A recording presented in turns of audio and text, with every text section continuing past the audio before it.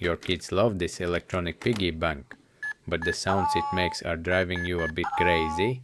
Then grab a screwdriver and some tape, any kind will do.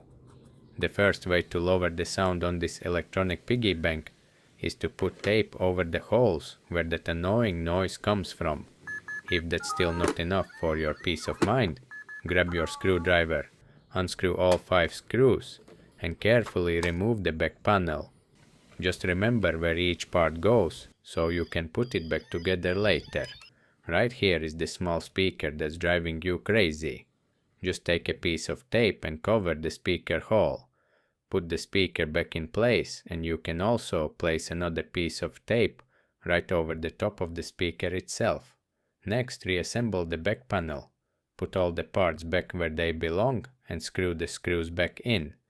Now your electronic piggy bank will be much quieter, and I hope this solves your problem.